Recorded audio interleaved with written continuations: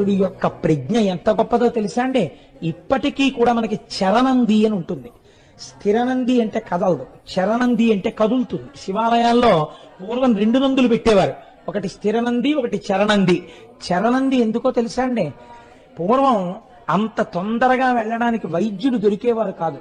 ప్రథమో దైవ్యోభిషకు, శివుడే మొదటి వైద్యుడు. ఆ చుట్టుపక్కల ప్రాంతాల్లో ఎవరికైనా గర్భం ప్రసవం అవక కొట్టుకుంటూ బిడ్డ అడ్డం తిరిగితే వాళ్ళని తీసుకెళ్లడం కుదరకపోతే తల్లి బిడ్డ బతకాలంటే వైద్యుడి యొక్క దృష్టి పడాలి. అంతరాలయంలోంచి అది కుదరదు కనుక చరణందికి శివుడికి అభేదం కనుక నంది తిరిగితే శివుడు తిరిగినట్టు. కాబట్టి గబగబా శివాలయానికి వచ్చి ముఖమంటపం తలుపులు తీయించి చరణందిని ఎటువైపు ఆవిడ ఇబ్బంది పడుతోందో అటువైపు చరణందిని తిప్పేవారు. చరణందిని తిప్పేటప్పటికే ఆ ప్రసవానికి బాధపడుతున్న ఆవిడ ఏ దిక్కునుందో అటువైపుకి తిప్పగానే ఆవిడికి చాలా సులువుగా ప్రసవం అయిపోయేది. అందుకే చరణంది ఉండేది పూర్వం శివాలయాల్లో. చిన్న నందోటి ఉంటుంది, అది కదులుతుంది, దాన్ని చరణంది అంటారు. అంతటి మహానుభావుడు ఈ లోకాన్ని రక్షించాడు. మీకు నేను ఇక్కడ ఒక్క మాట చెప్తాను, మీరు శ్రద్ధాళువులై ఆలకించండి. దీన్ని విడదీసేస్తే దాని ప్రయోజనం రాదు మీకు. ఒకానొకప్పుడు చిదంబర క్షేత్రంలో యజ్ఞదత్తనుడు అనబడేటటువంటి బ్రాహ్మణుడు ఉండేవాడు. ఆయనకి విచార శర్మ అనబడేటటువంటి కొడుకు. ఆ కొడుకు వేదం నేర్చుకున్నాడు. ఎంత సుస్వరంగా చదివేవాడంటే వేదాన్ని ఎప్పుడూ స్వరం తప్పి చదివేవాడు కాదు. గోవులు దేవతలని నమ్మిన పిల్లవాడు. ఒక రోజు ఒక ఆవుల్ని కాసి ఆయన ఆవుల్ని కొడుతూ తీసుకొస్తున్నాడు.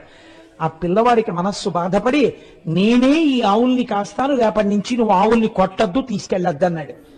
ఒక బ్రాహ్మణుడు బ్రహ్మచారి వేదం చదువుకున్నవాడు ఆవుల్ని కాపాడితే మంచిదే కదా అని ఊళ్ళో ఉన్న వాళ్ళందరూ ఆవుల వెనకాల ఈ పిల్లవాడిని పంపించారు. ఆ ఆవులు ఈ పిల్లవాడు వేదమంత్రాలు చదువుకుంటూ వాటిని స్పృశించి జాగ్రత్తగా కాపాడుతుండేవాడు. వేదంలో కొన్ని పన్నాలకి కొన్ని శక్తులు. మొన్న స్వామి చెప్పారే, సున్నాల పన్నని చెప్తే శత్రువుల యొక్క బాధ ఉండదని. ఆ ఆవుల్ని రక్షించడానికి ఆ పన్నాలు చదువుతూ కాపాడేవాడు.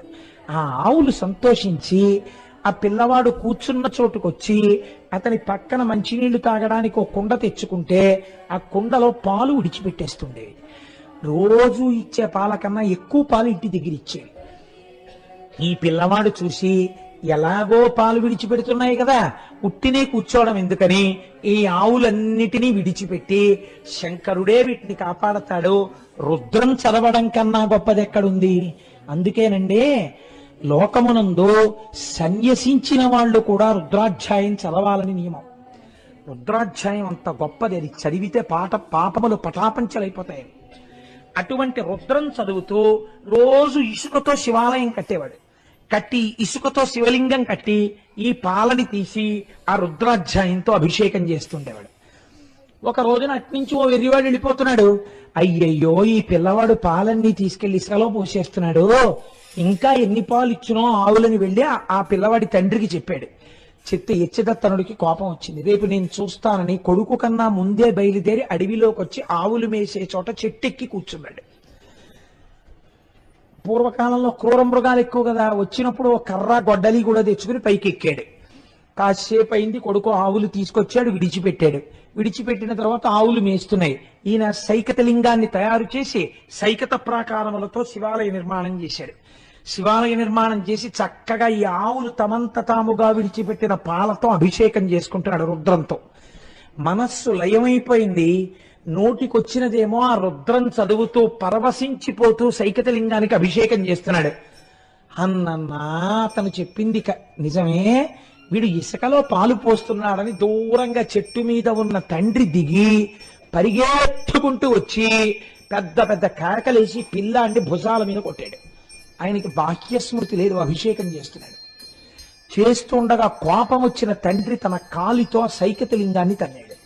అది చిన్నాభిన్నమైపోయింది. ఎప్పుడైతే శివలింగం చిన్నాభిన్నమైందో పిల్లవాడికి బాహ్యస్మృతి వచ్చింది. ఆ తండ్రి వచ్చినప్పుడు గొడ్డలు అక్కడ పెట్టాడు. ఈ పిల్లవాడు వచ్చినవాడు తండ్రి ఇంకోట చూడలేదు. ఏ పాదము శివలింగాన్ని తండిందో ఆ పాదము ఉండడానికి వీల్లేదని గొడ్డలి తీసి 2 కాళ్ళు నరుక్కుపోయేటట్టు విసిరాడు. తండ్రి రెండు కాళ్ళు తొడల వరకు తెగిపోయాయి, కింద పడిపోయాడు, నెత్తుటి ధారలు కారిపోతున్నాయి. చూశాడు కొడుకు. శివలింగాన్ని తన్నినందుకు నువ్వు ఈ ఫలితం అనుభవించవలసిందే అన్నాడు. నెత్తురు కారి తండ్రి మరణించాడు. ఆశ్చర్యం ఏమిటో తెలుసా అండి, ఆ చిన్నాభిన్నమైన సైకత లింగములోంచి పార్వతీ పరమేశ్వరులు ఆవిర్భవించారు. ఆవిర్భవించి, నాయనా ఇంత భక్తితో మమ్మల్ని ఆరాధించావు, అపచారము జరిగిందని తండ్రిని కూడా చూడకుండా కాళ్ళు నరికేశావు, మనుష్యుడవై పుట్టి తపస్సు చేయకపోయినా వరం అడగకపోయినా నీకు ఒక వరం ఇస్తున్నాను. ఇవాల్టి నుంచి నీవు మా కుటుంబములో 5వ వాడవు. నేను పార్వతి, గణపతి, సుబ్రహ్మణ్యుడు, 5వ స్థానం చండీశ్వరుడిదే. నిన్ను చండీశ్వరుడని పిలుస్తారు. ఇక నుంచి సాధారణంగా లోకంలో భోజనం వివాహం అయిపోతే ఒక లక్షణం ఉంటుంది. భర్త గారు ఏదైనా పదార్థాన్ని కొంత తిని కొద్దిగా విడిచిపెడితే దాన్ని ఏమంటారంటే పత్నీ భాగము అని పిలుస్తారు. భార్యకి దాన్ని తినే అధికారం ఉంటుంది. ఎవరు పడితే వాళ్ళు తినేయకూడదు. అలాగా భార్యకు ఒక్కడానికే అధికారం ఉంటుంది. అది పత్నీ భాగం. కానీ శంకరుడు ఎంత అనుగ్రహించేశాడో తెలుసా అండి. పార్వతి, నేను ఇవాళ చండీశ్వరుడికి ఒక వరం ఇచ్చేస్తున్నాను. నువ్వు నాకు భోజనం పెడతావు కదా అంతఃపురంలో, నేను తిని విడిచిపెట్టిన పదార్థాన్ని చండీశ్వరుడు తింటూ ఉంటాడు, వేరొకరు తినరాదన్నాడు. గణపతి, సుబ్రహ్మణ్యుడు తినడానికి వీల్లేదు, చండీశ్వరుడు తినాలి. ఆ చండీశ్వరుడు ఎప్పుడు శంకరుణ్ణి ధ్యానం చేస్తూ ఉత్తరముఖంలో కూర్చుని ఉంటాడు. ఆయన ధ్యానమునందు ఉంటాడు కాబట్టి ఇదే శంకరాచార్యుల వారు సౌందర్యలహరిలో చెప్పారు, నివృత్తి చండాంశ త్రిపురహర నిర్మాల్య విముఖై. శంకరుడు భోజనం చేసి విడిచిపెట్టిన విస్తరి కనపడింది గణపతికి, సుబ్రహ్మణ్యుడికి. లోపలికి వస్తుంటే వాళ్ళు ఆకలి మీద ఉన్నారు, యుద్ధం చేసి వచ్చి. మా నాన్నగారి విస్తట్లో లడ్లే కదా, ఒకటి తిందామని వెళ్ళలేదుట. ఎందుకని? ఇది త్రిపురహర నిర్మాల్య విముఖై, శివుడికి నివేదన చేయబడింది, చండీశ్వరుడికి చెందాలి, ఆయన భుక్తశేషం కాబట్టి నేను తినకూడదని వదిలేశారట. అప్పటి నుంచి ఇప్పటి వరకు లోకమునందు సదాచారం ఏమిటో తెలుసా అండి. చండీశ్వరుడు బహిర్ముఖుడై ఉండడు, నందీశ్వరుడిలాగే ఆయన కూడా.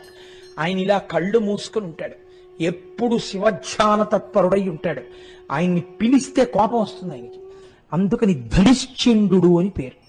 చాలా మంది తెలిసి తెలియక ఎంత పిచ్చి పనులు చేస్తారంటే, శివాలయంలో కొట్టిన కొబ్బరికాయ ఇంటికి తీసుకెళ్ళకూడదండి అని గోడల మీద పెట్టిపోతుంటారు. మహాదోషం, ప్రసాద తిరస్కారం. అలా వదిలిపెట్టి వెళ్ళకూడదు. శాస్త్రం ఏం చెప్పిందంటే ఆయన ధనిశ్చండు, వెళ్ళి అనాలంతే, చిటిక మాత్రమే వెయ్యాలి. అందుకే ఆయనకి చిటికల చండీశ్వరుడు అని పేరు. చిటిక వేస్తే ధ్యానమనందున్నవాడు కళ్ళు విప్పి కోపంగా ఇలా చూస్తాట. మీకు శివాలయంలో ఏదో ఒక పత్రమో, పుష్పమో, కొబ్బరి చెక్కో, అరటిపండో ఏదో ఇస్తారు మీకు. దాన్ని వెంటనే మీరేమనక్కర్లేదు, ఇలా అనాలి, ఇలా అని ఇలా అనాలి.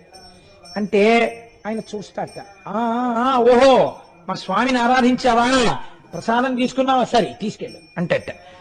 ఆయనకి చూపించిన తర్వాత పూర్ణాధికారం మీరు తీసుకెళ్ళచ్చు. ఎందుకని లోపల శివుడికో ముక్కు ఉండిపోయింది, మీరు ఇచ్చిన దాంట్లో కొంత ఉండిపోయింది, అది తిన్న దాంట్లో శేషం చండీశ్వరుడికి వెళ్తుంది. మీకు ఇచ్చినది ప్రసాద రూపము. మీరు గుడి యందు విడిచిపెట్టి వెళ్ళిపోతే మీ కోరిక తీరదు. ప్రసాదం అనుగ్రహం. అందుకే ప్రసాదం వదిలేస్తే సత్యనారాయణ స్వామి బ్రతకథలో పడవ మునిగిపోయింది. ఆయన శాడిస్తే ఏంటి పడవలు ముంచేయడానికి. ఈశ్వరానుగ్రహం వద్దన్న వాడికి సుఖం ఎక్కడి నుంచి వస్తుంది? మళ్ళీ తెలుసుకుని ప్రసాదం తింటే పడవ పైకి లేచింది అంటే ఏమిటి? ఈశ్వరానుగ్రహాన్ని కోరుకోవాలి. నువ్వు ఎలా వదిలేస్తావు కొబ్బరి చెక్క? వదలకూడదు. నంది మీద పెట్టడం కాదు, చండీశ్వర స్థానమునందు విడిచిపెట్టాలి. అందుకని నివృత్యై చండాంశ త్రిపురహర నిర్మాల్య విముఖై.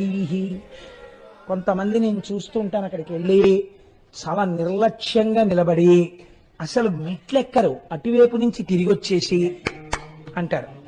నేను ఒకసారి అడిగాను, ఎందుకండి అలా కొడుతున్నారు అని అడిగాను. ఆయనకి చెవుడండి అన్నారు. ఓహో, మీరు ప్రాజ్ఞులు, మీకు లేదు అవకరం ఎప్పుడో వచ్చి ఇలా కొట్టడానికి.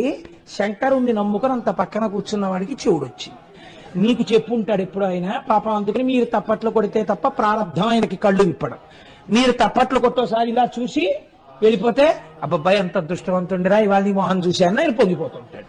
నీకో బొట్టెట్టుకో, ఓ విభూతి ఎట్టుకో, కానీ నీ మొహం చూసి అని పొంగిపోవాలి. ఇది నీ ప్రవర్తన. దీనికి చండీశ్వరుడు నీకు ప్రసాదం ఇచ్చేయాలి, నీకు శివుడు ప్రసాదం ఇచ్చేయాలి. ఎందుకు ఇచ్చేయాలి? ప్రవర్తన తెలుసుకో, శైవాగమం తెలుసుకో, ఎలా నడువడి ఉండాలో తెలుసుకో. చిటిక మాత్రమే వెయ్యాలి చండీశ్వర స్థానం అనందు. తప్పట్లు కొట్టడం, ఆయనకి చెవుడు అనడం, నీకు తెలియపోతే పేడాపోయేది, ఈ మాటలు కూడా ఎందుకు?